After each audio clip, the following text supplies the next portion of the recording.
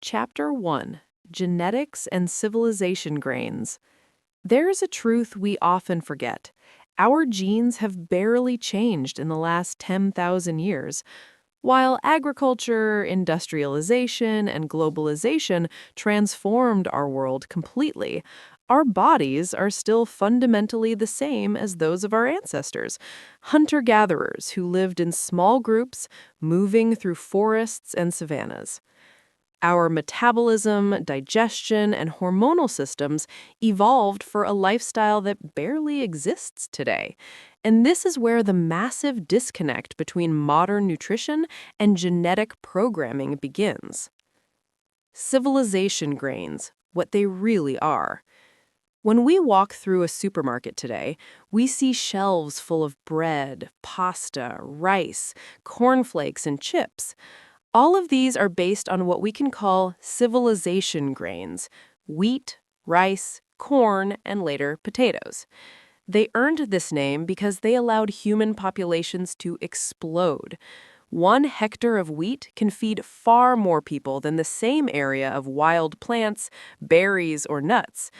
Rice became the backbone of Asia, corn of the Americas, wheat of Europe and the Middle East. But here's the problem.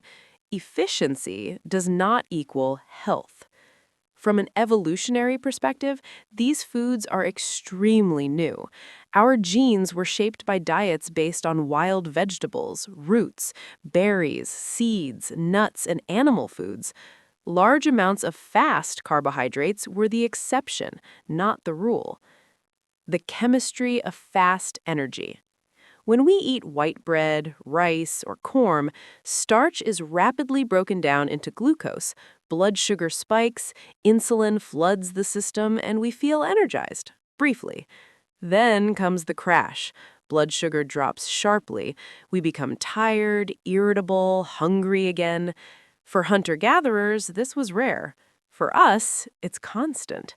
And this constant insulin stress drives obesity, type 2 diabetes, and cardiovascular disease. Two families compared. Imagine a hunter-gatherer family. Breakfast is berries, wild herbs, maybe leftovers from yesterday's hunt. Sweet, yes, but fiber-rich and low in sugar. Now compare that to a modern family. Cornflakes and packaged orange juice, rapid sugar absorption. 2 hours later, hunger returns. More bread, more bananas, another insulin spike. Our genes are adapted to the first scenario, not the second. Adaptation? Only partially. Yes, some populations developed small adaptations, like increased amylase in saliva. But the core problem remains. Too many fast carbohydrates overwhelm our insulin system. It only took about 100 years of Western abundance to create a global epidemic of obesity and diabetes. Practical conclusion. Civilization grains should not be the foundation of our diet, especially not in a ketogenic lifestyle. That doesn't mean never eating bread again. It means bread, pasta, and rice should never be the center. Instead, we return to what our ancestors consumed in abundance: vegetables, nuts, seeds, healthy fats. And this is exactly where keto vegan nutrition begins. Chapter 2: The Modern Nutrition Trap. Over the last 150 years, humanity has undergone one of the biggest transformations in history: the industrialization of food. What once was seasonal and scarce is now abundant, fast, and shelf-stable. Today, supermarkets hold more calories than we could ever burn, and most come from just 3 sources: industrial sugar, cheap vegetable oils, and highly processed civilization grains. Sugar, the invisible enemy. A child buys a healthy smoothie. Fruit images, 100% natural. But 250 milliliters often contain 25 to 30 grams of sugar, the equivalent of 6 to 7 teaspoons, without fiber. For the body, there's little difference between soda and juice. Both spike blood sugar, both trigger insulin, both create cravings shortly after. Wild fruits were rare, seasonal, and usually sour. Modern fruit is engineered for sweetness. Cheap vegetable oils, a time bomb. Traditional fats came from nuts, seeds, olives, coconuts, and naturally fed animals. They contained balanced omega-3 to omega-6 ratios. Today, sunflower, soy, corn, and rapeseed oils dominate, cheap, stable, and extremely omega-6 heavy. These oils are everywhere: chips, cookies, vegan ready meals. Daily consumption leads to chronic inflammation, increasing the risk of heart disease, diabetes, and neurological disorders. Refined starch, the third pillar. White bread, pasta, rice, breakfast cereals, rapidly absorbed carbohydrates. Combined with sugar and cheap oils, they formed the perfect metabolic storm. High calories, low nutrients, highly addictive. Why we're always hungry? Modern food delivers calories without nutrients. Blood sugar spikes, crashes, inflammation rises, micronutrients are missing. The body keeps asking for food, not because we need calories, but because we need nutrition. The way out. The solution isn't eating less, it's eating right. Vegetables as the base, fruit in conscious amounts, healthy fats instead of cheap oils, sugar eliminated, sweetness only from stevia or monk fruit, civilization grains drastically reduced. That's how we escape the modern nutrition trap. Chapter 3. Vegetables, the foundation of the keto vegan diet. When people think of low-carb or keto, many imagine piles of meat and strips of bacon. That's because the classic ketogenic diet is often animal-heavy. This is where keto vegan differs. Instead of meat mountains, vegetables take center stage. Vegetables provide fiber, vitamins, minerals, and secondary plant compounds, key elements that regulate metabolism and protect the body. At the same time, many vegetables are low in carbohydrates, making them perfect for keto. The hunter-gatherer perspective. Our ancestors gathered large quantities of leaves, herbs, and tubers daily. These foods provided fewer calories than meat, but were crucial for long-term health. Children chewed roots or wild cabbage. Adults ate leaves or raw mushrooms. Imagine a hunter-gatherer family walking along a stream. The mother picks nettles, the children gather sorrel, the father finds wild onions. Everything goes into a pot over the fire, a nutrient-rich, low-carb meal. Today, we're fortunate to choose from hundreds of vegetables, fresh, frozen, or fermented. The rule remains the same. Vegetables are the foundation. The 20 most important low-carb vegetables. Broccoli, cauliflower, zucchini, spinach, kale, Swiss chard, asparagus, mushrooms, eggplant, bell peppers in moderation, green beans, cucumbers, kohlrabi, white cabbage, Brussels sprouts, leeks, celery, fennel, radishes, bok choy. This list isn't dogma, it's a tool. Variety matters. Each vegetable has a unique nutrient profile. Quantity matters most. Example: 100 grams bell pepper equals 6 grams carbs. 50 grams kohlrabi equals 2 grams carbs. 200 grams cauliflower equals 5 grams carbs. A colorful plate can easily stay under 15 grams of carbs while delivering a powerful nutrient load. Fear of vegetables is unfounded. Vegetables then and now. For our ancestors, vegetables were the foundation. For us, they're often just decoration on the plate. That difference is crucial. Vegetables in family life. Steamed vegetables make great finger food for babies. Oven-roasted vegetables are quick and family-friendly. Raw veggies are perfect snacks. With creativity, vegetables become the star. Connection to keto vegan nutrition. Combined with healthy fats, olive oil, avocado oil, hemp seeds, and proteins like tofu, tempeh, or pea protein, vegetables form meals that are ketogenic and nutrient-dense. Chapter 4. Fruit, Friend and Foe. Fruit is a fascinating topic in the keto world. Many people think fruit is healthy and hear the doctor's voice in their head recommending 5 servings of fruit and vegetables a day. But reality is more nuanced. Fruit then versus now. Our hunter-gatherer ancestors knew fruit, but it was rare, small, and often tart. Wild berries were sour, apples were tiny, and many fruits grew only for a few weeks each year. When a family came across a blackberry bush in summer, it was a celebration. But once autumn arrived, the supply was gone again. Today, things look very different. Supermarkets are filled year-round with perfectly shaped, sweet fruit. Apples in winter, strawberries in December, grapes all year long.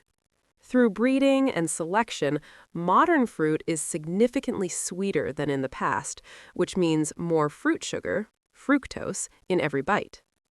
Fructose sounds harmless, but biochemically it's problematic. While glucose can be used by every cell in the body, fructose is metabolized almost exclusively in the liver. There, it is easily converted into fat, which over time can lead to fatty liver disease. This doesn't mean fruit is forbidden, but it does mean we should consume it consciously. Small amounts, yes. Large amounts, no. The best low-carb fruits. If fruit is included in a keto vegan diet, varieties with low sugar content should be prioritized. The most important ones include berries, strawberries, raspberries, blueberries, and blackberries, rich in antioxidants and fiber, relatively low in sugar. Avocado, technically a fruit, virtually no carbohydrates, but plenty of healthy fats. Olives, also fruits, extremely low in carbohydrates and rich in fats. Coconut provides fats and fiber, very little sugar. Lemon and lime, ideal for seasoning, minimal sugar, high in vitamin C. Rhubarb, officially a vegetable but used like fruit, very low in sugar and high in fiber. These fruits can be safely integrated into everyday life. Higher carb fruits, allowed in moderation. Some fruits contain more sugar but can still have a place in small amounts. Apple. A small apple, about 15 grams of carbohydrates, can fit if the rest of the day is low carb. Plum. One plum contains about 8 grams of carbohydrates. One a day is no problem. Cherries. Relatively high in sugar, but a small handful can work. Banana.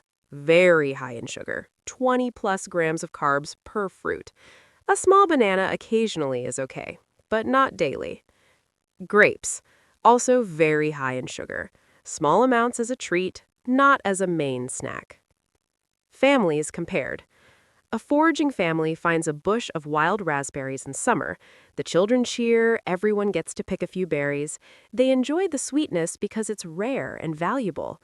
2 days later, the bush is empty, and fruit is off the menu for weeks or months. The modern family opens the refrigerator at home.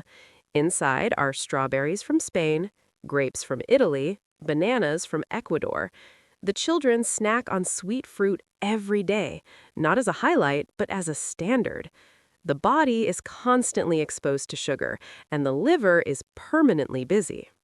Portion size is the deciding factor. This makes one thing clear. It's not about demonizing fruit, it's about understanding quantity. Example, a handful of raspberries, 50 grams, contains only 3 to 4 grams of sugar. A large banana, 150 grams, contains nearly 30 grams of sugar. Both are fruit, but their metabolic effects are completely different. That's why the smart strategy is enjoy fruit, but keep portions small. Fruit in family life. Fruit is practical for families. Children love sweetness, and fruit is a healthier option than candy. Still, the rule applies: small portions of berries, apple slices, or citrus fruits instead of sugar bombs like juice, bananas, or grapes. For babies, gently cooked fruit like apple pieces is a good introduction. For adults, fruit remains a snack or dessert, not the foundation of the diet. Connection to the keto vegan diet. In a keto vegan diet, fruit has its place, but as a supporting role, not the star. The foundation remains vegetables, protein sources, and healthy fats. Fruit is the extra, the finishing touch for flavor, color, and variety. People who stay in ketosis for a long time often tolerate more carbohydrates. Some can consume up to 50 grams net carbs per day and still remain in ketosis, making fruit even more flexible to include. Chapter 5. Sweetness without the crash. If there is one substance that disrupts the human metabolism like no other, it is sugar. The word alone has an almost magical effect. Children's eyes light up, adults associate it with comfort, reward, or celebration. But sugar is not just a pleasure, it is a biochemical accelerant. Sugar in human evolution. Our hunter-gatherer ancestors encountered sugar only in rare situations. A beehive filled with honey was an event. A bush full of especially sweet berries was a celebration. These discoveries were rare, seasonal, and required effort. Sugar served as an immediate energy source that helped build fat reserves during times of abundance for the lean periods ahead. Today, the situation is reversed. Sugar is everywhere. We no longer have to raid a beehive. We just open a drawer or walk into a supermarket.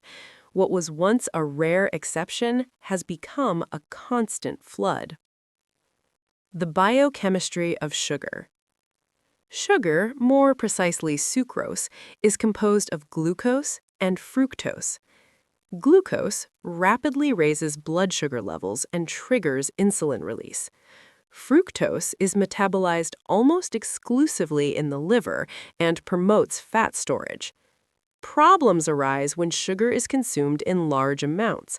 Chronic intake leads to constant insulin spikes, fatty liver development, inflammatory processes, and cycles of cravings and crashes. Our bodies were never designed for this continuous metabolic stress. Sugar alcohols, a deceptive alternative. Many people turn to erythritol, xylitol, or maltitol as sugar substitutes. At first glance, this seems logical, fewer calories and no immediate blood sugar spike, but the reality is more complex. Xylitol can cause digestive issues in sensitive individuals, bloating, diarrhea. Erythritol is largely excreted unchanged, but recent studies suggest a possible link between high intake and increased cardiovascular and thrombosis risk. Maltitol still raises blood sugar, less than sugar, but significantly. Conclusion: sugar alcohols are not a cure-all. They may work in small amounts, but they are not suitable for long-term, daily use. Natural alternatives, stevia and monk fruit. A far better option is stevia and monk fruit, Lu Ho Wan Guo. Both are plant-derived sweeteners, extremely sweet, virtually calorie-free, and do not affect blood sugar. Stevia, extracted from the leaves of the stevia plant, only tiny amounts are needed as it's 200 to 300 times sweeter than sugar. Monk fruit, used in Asia for centuries and now widely available. It contains natural compounds, moghrosides, that provide sweetness without calories or insulin response. When combined, these two create a sweetness remarkably close to sugar without the crash. Two snacks compared. The foraging family sits by the campfire. A child has found a few tart berries. They are enjoyed because they are rare. Everyone shares, each person taking only a few. The modern family sits on the couch. A bowl of gummy candies is on the table. The children keep reaching in. The sugar rush is brief, followed by fatigue. The parents feel guilty, but also hooked. A vicious cycle. Sweetness as a psychological pattern. Sugar is not only a biochemical problem, it's a psychological one. It activates the brain's reward system in a similar way to addictive substances. This makes it habitual. In a keto vegan lifestyle, the goal is not to eliminate sweetness entirely, but to demystify it. Sweetness remains an accent, not the foundation. Conclusion: sweetness without the crash. The solution is clear. Consistently avoid sugar, treat sugar alcohols with skepticism, and rely instead on stevia and monk fruit. This way, the enjoyment of sweetness remains without the metabolic consequences. Chapter 6. Fats, the true energy carriers. When people talk about fats in public, you still often hear the old mantra, "Fat makes you fat." This message shaped our eating habits for decades, with disastrous consequences. Because the truth is, fat is not what makes us sick. It's the wrong fats combined in the wrong way. Fat in human evolution. Our hunter-gatherer ancestors understood this intuitively. Fats were essential for survival. They provided concentrated energy, helped transport fat-soluble vitamins, A, D, E, and K, and ensured long-lasting satiety. A nut tree or ripe avocado was a treasure. Animals were hunted not only for their meat, but especially for their fat. The fat was the most valuable part. Today, the narrative has shifted. Fat became the scapegoat, while sugar and cheap carbohydrates quietly took over our plates. But awareness is slowly returning. Fat is not an enemy. It's a friend, if you choose the right sources. Healthy versus unhealthy fats. Fats can be roughly divided into 3 categories. Saturated fats, sources coconut oil, cocoa butter. Long demonized, now viewed more nuanced. They are heat-stable and can be healthy in moderation. Monounsaturated fats. Sources olive oil, macadamia nuts.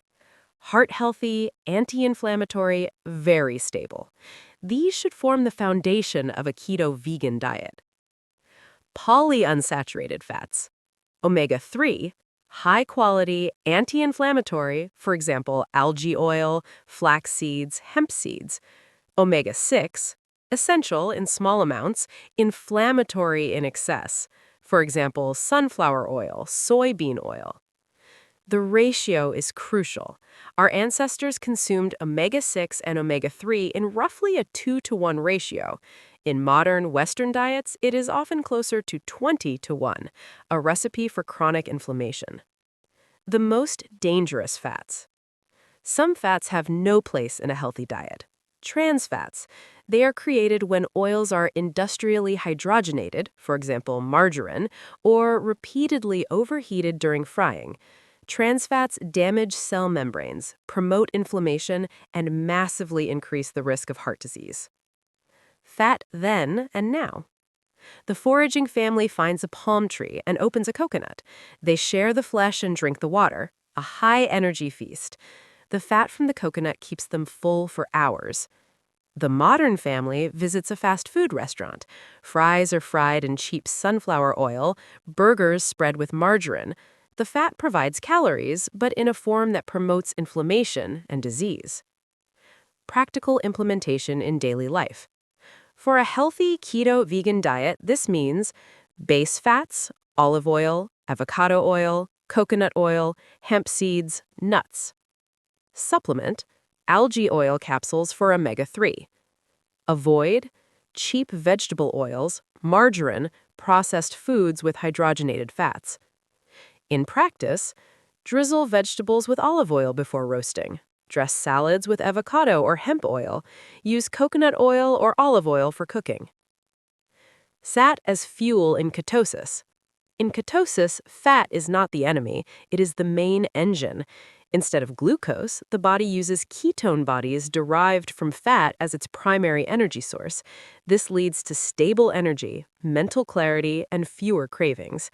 That's why fat quality matters. Bad fats equals bad ketones. Good fats equals sustainable energy. Conclusion: fat rehabilitated. The demonization of fat was one of the greatest mistakes in modern nutritional history. Today we know fat is not only allowed, it's essential, as long as it comes from the right sources. In a keto vegan diet, fats form the foundation of energy supply and a powerful tool for reducing inflammation. Chapter 7. Carb cycling and fasting. Ketosis doesn't mean staying at 20 grams of carbohydrates every day. That would be unnatural, and it doesn't reflect how our ancestors lived. Food availability fluctuated, sometimes dramatically. This reality gave rise to carb cycling and fasting. Seasonal eating among hunter-gatherers. Imagine a hunter-gatherer family. In summer, they find berry bushes and root vegetables. During this time, carbohydrate intake increases, not daily, but repeatedly. In winter, plant carbohydrates are scarce. The family survives mostly on what they can hunt or store: nuts, dried plants, maybe an animal. In other words, metabolism constantly shifted between ketogenic phases and carb-rich phases. Sometimes energy was scarce, sometimes abundant. This rhythm was normal for millions of years. Fasting as a natural rhythm. Food was not available every day. Sometimes the hunt failed. Sometimes the bushes were empty. Then the family fasted for a day or two. The body was prepared for this. During fasting, stored fat was used for fuel. Infants received breast milk, which is naturally ketogenic, rich in fat, and low in sugar. In other words, babies began life primarily in fat metabolism. Today, fasting seems extreme. Biologically, it's simply a return to mechanisms our genes still recognize. Carb cycling today. Carb cycling means intentionally adding phases with higher carbohydrate intake to create metabolic flexibility. For example, 5 days strict keto, under 30 grams of carbohydrates, 2 days carb refill, around 80 to 100 grams of carbohydrates, preferably from sweet potatoes, carrots, or fruit. Or several weeks of keto followed by 1 week with higher carbs. The goal is metabolic flexibility, the ability to switch between fat burning and carb burning, just as our ancestors did. Benefits of carb cycling. Hormonal balance. Strategic carb intake can support thyroid and hormonal health. Athletic performance. Carb days help refill glycogen for intense workouts. Family-friendly. Allows flexibility. Children can eat a banana while parents stay keto long-term. 2 scenarios. Late summer for the foraging family. They find a tree full of ripe plums. Everyone eats freely for a few days. Carb intake rises until the fruit is gone. Then they naturally return to a ketogenic pattern. The modern family practices carb cycling. Keto meals during the week, some potatoes or fruit on weekends. Flexibility without losing rhythm. Scientific support. Studies show that people who regularly alternate between ketosis and moderate carb intake often have better blood sugar control, more stable energy, and fewer cravings. Athletes also benefit by improving high-intensity performance without abandoning ketosis entirely. Conclusion: flexibility over dogma. Carb cycling and fasting show that keto is not a rigid diet, but a flexible concept that reflects our biology. Understanding metabolic cycles makes keto more effective and sustainable for real life. Chapter 8. Family Life Today. One of the biggest questions parents ask is keto even family-friendly? The answer is clear. Yes, if you understand that keto is not bacon and butter, but vegetables, proteins, and healthy fats. Morning at the family table. The foraging family starts the day with a handful of berries and some nuts. The mother breastfeeds her baby, milk that is naturally ketogenic, rich in fat, and low in sugar. The baby grows healthy, never having seen cereal. The modern family pours milk over sugary breakfast cereals. Within an hour, the children crash into a sugar low, restless, hungry, unfocused. Today, we have a choice. Start the day with low-carb bread, skyr, or a vegetable smoothie and keep energy stable. Children and keto. Is it possible? Many parents worry that children need lots of carbohydrates, but babies start life in ketosis. Breast milk proves that. Stable blood sugar benefits children too, improving mood and concentration. This doesn't mean children should never eat fruit or starchy vegetables. Small portions of sweet potatoes or apple slices fit perfectly, just like in ancestral times when food availability depended on the season. Family life in the 21st century. The key is flexibility. Vegetables as the base of every meal. Kid-friendly finger foods, steamed broccoli, bell pepper strips, cucumber slices. Adults eat the same foods, supplemented with protein and healthy fats. Small extras like berries or dark chocolate make it sustainable. The family eats together, same foods, slightly different portions. Dinner compared. The foraging family returns from a long day. They've gathered roots, wild vegetables, maybe some mushrooms. Everything is cooked together and shared. The modern family turns on the microwave, frozen pizza for the kids, pasta for the parents. Everyone eats differently, no one eats optimally. But it doesn't have to be that way. A tray of roasted vegetables with olive oil, vegan protein sources, and a skyr-based dip brings the family back to one table. Family-friendly through flexibility. The greatest strength of a modern keto vegan diet is that it doesn't force total restriction. Children can have a bit of fruit, adults can add more protein. One kitchen, one meal, different needs. Conclusion. Family-friendly doesn't mean identical portions. It means shared ingredients, vegetables, fats, proteins, with quantities adjusted. That's how our ancestors ate, and that's why keto vegan works in modern family life. Chapter 9. Conclusion and Outlook.